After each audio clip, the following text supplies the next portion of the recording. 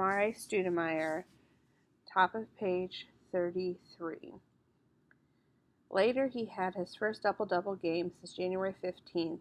In that loss to the Lakers, he had 25 points and 12 rebounds while wrestling in the paint against the likes of Shaquille O'Neal and Horace Grant. Amar'e Stoudemire would help the Phoenix Suns in finally breaking the 8-game losing streak in a win against the New York Knicks on February 25th. He would have 24 points and 14 rebounds in that game. 2 days after, he led the Suns to another win with his 24 points, a 9 out of 12 shooting from the field against the Sonics. Then, on February 29th, he would tie his season high in a loss to the Kings. He finished the game with 33 points and 17 rebounds, but Amar'e was not done. Just 3 days later, he would help beat the New Jersey Nets by recording 32 points and 11 rebounds. And on March 6th, he would finish a then-personal record of 11 straight games of scoring at least 20 points consecutively when he finished a loss to the Spurs with 23 points. Stoudemire would have another dominating performance against the Utah Jazz. However, it came at a loss on March 12th. He finished the game with 26 points and 15 rebounds. 3 days following that match, he had 24 points, 15 rebounds, and 4 blocks in a win in Houston. The night later, he had 28 points and 9 rebounds in a loss to the LA Clippers, as it already seems like the Phoenix Suns were on cruise control in a disastrous season. On April 12th, when the season was nearing its end, Amar'e Stoudemire would have 31 points and 10 rebounds. Over the course of the next 6 games, Stott would record 4 double-double games that included 3 2010 outputs on points and rebounds. Though they were miserable all season long, the Phoenix Suns would manage to win 3 of those 6 games to finish the season with a record 29-53. At the end of his second season in the league, Amar'e Stoudemire averaged breakout numbers of 20.6 points, 9 rebounds, and 1.6 blocks. He led the Suns in scoring while finishing second in rebounds. His importance to the team was highlighted by the fact that the Suns were only 7-20 in the 27 games he missed due to injury that season. And while his second season was not as successful concerning team performance compared to his rookie season, it was merely the dark before the dawning of what was to become an exciting Phoenix Suns era centered around Amar'e Stoudemire's explosiveness and athleticism. Partnering with Steve Nash, the dawn of the run and gun Suns' first All-Star appearance. Before the 2004-2005 season, the Phoenix Suns would hit the jackpot when they were able to sign All-Star veteran point guard Steve Nash from free agency due to all the money they were able to save up in the Mayberry trade. While Nash was seen as a great pickup, nobody expected the season he would have with the Suns, who also replaced their head coach with offensive guru Mike D'Antonio. D'Antonio would implement a run-and-gun system that focused on his team's ability to run the floor and shoot perimeter jumpers. The team personnel was perfect. Steve Nash was an excellent as any point guard in finding the open man, whether in the half-court setting or on the break. Wings like Joe Johnson and Quentin Richardson had young legs that could run the floor, finish at the basket, and shoot perimeter jumpers. The 6'7" Shawn Marion had to move up as a full-time power forward to give the Suns a quick front court. However, the most significant change was moving up Amar'e Stoudemire as the team's starting center to give the Phoenix Suns a potent starting 5 that could outrun their opponents to the ground. The Suns' new run-and-gun system fit Amar'e Stoudemire's style perfectly. Dubbed the 7 seconds or less offense, the Suns utilized their center's ability to run the floor every single time. Meanwhile, even when the Suns were not able to run the fast break, Amar'e's ability to play the pick and roll was a perfect half-court offensive set. Point guard Steve Nash ran the plays perfectly while always finding his big man rolling to the basket for explosive finishes. The results were tremendous. In the first game of the 2004-2005 season, Stoudemire helped his team beat the Atlanta Hawks by 23 points when he had 23 points on 9 out of 13 shooting in just 30 minutes of action. In a win over the Philadelphia 76ers the following game, he would go for 29 points and 10 rebounds. Then on November 6th, he would go for 22 points to help his team win over the Nets by 32.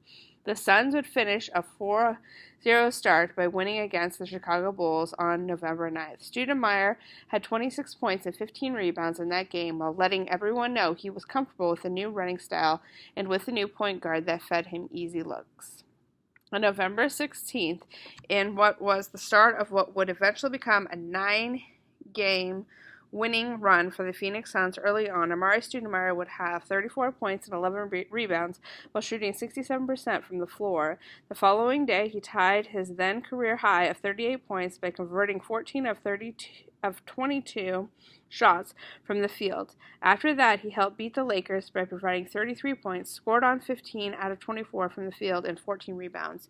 He finished a 4-game streak of scoring at least 33 points by finishing a 61% shooting night from the floor in Los Angeles against the Clippers. Short after the 9-game winning streak ended, Amar'e and the Suns initiated an even longer one that would last for 11 straight games when they defeated the Portland Trail Blazers by 22 on December 5th. In the match following that, Stoudemire went for 33 points and 11 rebounds against the Warriors. Then, in the 4th win of that streak, he would nearly have a triple-double when he posted 36 points, 15 rebounds, and 8 assists against the Charlotte Bobcats. In the final 3 games of that 11-game winning run, Amar'e Stoudemire went for consecutive games of piling up at least 30 points. He began by going for 32 points and 9 rebounds against the Denver Nuggets on December 20th. After that, he went for 30 points, 11 rebounds, and 5 steals versus the Memphis Grizzlies before beating the Toronto Raptors with his 33 points and 5 blocks. And when the streak ended at the hands of the San Antonio Spurs on December 28th, Stoudemire had 37 points on 12 out of 19 shooting from the field and 13 out of 14 from the foul line. Amar'e Stoudemire would start his new year in the most fantastic way possible. On January 2nd, 2005, in his first game of the new calendar year, Stoudemire dominated the Portland Trail Blazers in any way he could. He shot 20 of 27 from the field and 10 out of 17 from the free throw line to score a new career high of 50 points. At that point, nobody could deny that Amar'e Stoudemire had reached the status of a star in the NBA.